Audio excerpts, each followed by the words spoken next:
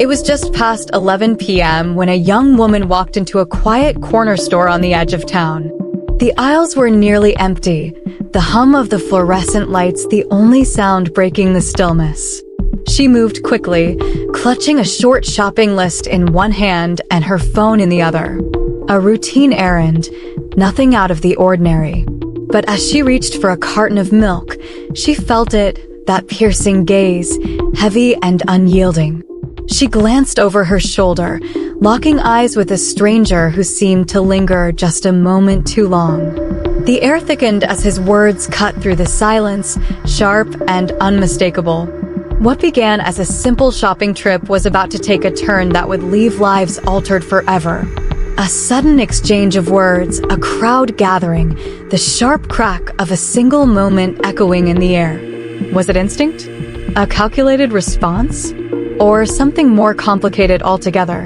What followed was captured in fragments, blurred security footage, shocked bystanders frozen in place, and the aftermath that ignited a firestorm of opinions, debate, and consequences no one could have foreseen. Stay with us as we piece together the story of that fateful night, step by step, moment by moment, and unravel the choices that led to one confrontation, one decision, and one unforgettable reckoning. Please, before we continue, quickly subscribe to this channel now for you to be the first to receive stories like this when it drops, and it serves as an inspiration to produce more contents like this for your consumption. Now let's continue. Imani Carter had spent the last 12 hours on her feet, moving between patients, juggling paperwork, and offering comfort where she could. A nurse by profession, she was no stranger to exhaustion, but this particular night had pushed her limits. With her shift finally over, she made her way to the grocery store, her mind already focused on her family waiting at home. Milk, bread, a few snacks for the kids, simple items for a quick errand before collapsing into bed. But inside the store, the atmosphere was far from peaceful. The parking lot had been unusually crowded, headlights cutting through the darkness like silent warnings. As she pushed her cart through the narrow aisles, the fatigue weighed on her more heavily with each step. The fluorescent lights felt harsher than usual, their buzz somehow louder against the quiet shuffle of other late-night shoppers. She told herself to hurry, to grab what she needed and go. But it wasn't just her exhaustion pressing down on her, it was something else. A presence, a tension she couldn't quite name. Imani's hands trembled slightly as she reached for the milk, the weight of her day finally catching up to her. But before she could place it in her cart, a voice from behind broke her concentration. The words weren't loud, but they were sharp enough to cut through the haze. She turned, meeting the gaze of a man standing just feet away. His expression wasn't neutral, it was charged, as if he had been waiting for this moment. For her, what happened next would not only alter the course of Imani's night, but also ignite a series of events that would call into question everything she thought she knew about herself, her instincts, and the world around her. But in this moment, in the quiet of that store, all she could feel was the heavy weight of a choice she hadn't yet realized she'd have to make. The grocery store's parking lot was dimly lit, with shadows stretching long under the flickering streetlights. Imani pulled into a spot near the entrance, relieved to find one so close. She turned off her engine, leaned back for a moment, and let out a deep breath. Just one last errand, she thought. She was already reaching for her purse when a sharp knock on her window shattered her moment of calm. Standing just outside was a man, his face tight with anger. His gestures were erratic, his voice muffled by the glass, but unmistakably hostile. Imani rolled down her window just enough to hear him. "That was my spot," he spat, his words laced with venom. She froze, confused. The space had been empty when she pulled in, but before she could explain, he leaned closer. What started as frustration quickly turned personal. The words he chose next weren't just accusations, they were attacks. And they hit with the force of a fist. Imani stepped out of the car, her exhaustion giving way to indignation. She tried to de-escalate, keeping her voice steady despite the fire building in her chest. But the man wasn't interested in calm. He stepped closer, his voice rising, his accusations devolving into something uglier, sharper. And then, in a single moment, the line was crossed. Please, I do hope you have subscribed already, as it is about to get really interesting. The slap came fast and without warning, a crack that echoed across the otherwise still parking lot. Imani staggered but didn't fall. Instead, she stood her ground, her instincts taking over. She retaliated, her open hand connecting with the man's face, the sound of it cutting through the tension like a whip. For a moment, there was silence. Just the two of them, frozen in a tableau of shock and rage. But the moment didn't last. The man turned and stormed away, but his fury wasn't spent. As Imani reached for her phone, she heard the unmistakable sound of metal screeching. She turned to see him dragging his keys across the side of her car, deep scratches carving into the paint. A crowd began to form, their murmurs mixing with the distant hum of traffic. Someone called out, "Hey, stop." But he didn't. By the time he was done, the side of her car was unrecognizable, scarred and beaten, much like Imani's sense of safety. Security cameras caught fragments of the chaos, the heated argument, the slap, the vandalism.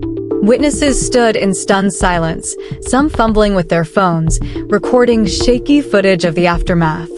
And as the man disappeared into the night, Imani was left standing in the parking lot, her breath heavy, her hands trembling, not just from what had happened, but from what she knew would come next. Imani's hands shook as she dialed 911, her voice steady despite the adrenaline coursing through her. "There's been an altercation," she told the dispatcher, recounting the events with meticulous detail.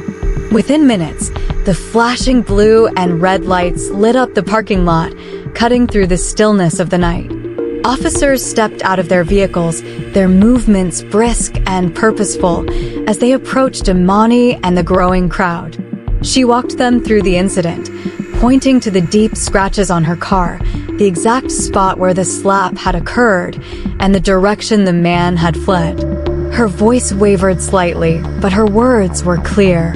One officer reassured her while another began scanning the area for potential evidence. The parking lot's security cameras became a focal point. The officers tracked the suspect down a short while later. His demeanor was defiant, his words calculated. He dismissed the altercation as a misunderstanding, downplaying the racial slurs and physical aggression. She overreacted, he claimed, his tone devoid of remorse. But the evidence told a different story. As officers pressed him for details, his justifications grew weaker, his frustration more apparent. Back at the scene, Imani stood by her damaged car, answering questions with an unwavering resolve. The physical marks on her car, the videos, and the testimonies painted a picture that was hard to ignore. What had started as a parking dispute had spiraled into something much larger, something impossible to walk away from unscathed. For Imani, the wheels of justice were now in motion, but she couldn't help but wonder if they would turn in her favor. By dawn, the confrontation in the parking lot was no longer a private matter. The man, identified hours later, was arrested at his home and brought in for questioning. The charges were clear: assault for striking Imani, vandalism for the damage to her car, and disturbing the peace. Each charge carried weight, but none more than the symbolic implications of his actions. As the legal process unfolded, the case quickly gained traction. News outlets picked up the story, their headlines framing it as another flashpoint in a broader conversation about accountability and racial tension. Community leaders began speaking out, condemning the man's actions and calling for swift justice. Imani's name became a rallying cry, a symbol of resilience and the everyday struggles faced by countless others. Online, the public response was immediate and overwhelming. Videos of the incident spread rapidly, sparking outrage and debate. Messages of support poured in for Imani, with many praising her courage and composure in the face of adversity. Others questioned how such an ordinary moment, a trip to the grocery store, could escalate into something so deeply troubling. The man's attempts to defend himself in court were met with skepticism. His lack of remorse, both in the moment and during the investigation, painted a stark picture. For Imani, the legal proceedings offered a chance for closure, but the emotional scars would take longer to heal.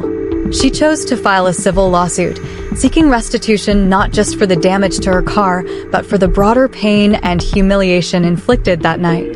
The incident rippled far beyond the courtroom, sparking conversations across the community. Town hall meetings, social media campaigns, and even quiet discussions in living rooms centered around a single, pressing question: how do we ensure this doesn't happen again? For Imani, the reckoning wasn't just about justice for herself, it was about shining a light on the larger issues that had been ignored for too long. For Imani Carter, that night in the parking lot was more than just a confrontation. It was a test of courage, resilience, and self-worth. Faced with aggression and humiliation, she stood her ground, choosing to defend herself in a way that not only protected her dignity, but also shed light on an issue far greater than one man's actions. Her story resonated with so many because it wasn't just her story. It was a reflection of the quiet battles countless people fight every day against prejudice, ignorance, and injustice. In standing up for herself, Imani reminded us all of the power of accountability, not just in the legal sense, but in a personal and collective sense. She showed that even in moments of vulnerability, we have the strength to demand better. This incident sparked conversations that echoed far beyond the parking lot where it began. Discussions about racism, entitlement, and the consequences of unchecked behavior reached living rooms, classrooms, and boardrooms. It was a reminder that the choices we make, both in moments of conflict and in the aftermath, ripple outward, shaping the world around us. But the larger question remains: how do we move forward? How do we turn moments of confrontation into catalysts for meaningful change? Imani's courage offers one answer. By calling out prejudice and seeking justice, she created a ripple effect, forcing a community to confront uncomfortable truths and inspiring others to speak up when they might have stayed silent. Her story is not just a cautionary tale, it's a call to action. A reminder that standing up to injustice, even in its simplest forms, matters. And that sometimes, the most extraordinary courage comes from the most ordinary people. Imani's story is a powerful reminder of both the progress we've made and the challenges we still face. But what do you think? Does this case highlight steps forward in addressing racism and accountability, or does it reveal how far we still have to go? Let us know your thoughts in the comments below. We want to hear from you. And if you found this story insightful, take a moment to like, share, and subscribe to our channel. Your support helps us bring more compelling true crime stories to light, stories that challenge us to think, question, and engage. Before you go, don't miss our next feature, a chilling case of a neighborhood dispute that turned deadly, sparking a nationwide debate on self-defense and community trust. It's a story you won't want to miss. Check it out in the video above. Trust me, this is one you can't afford to skip.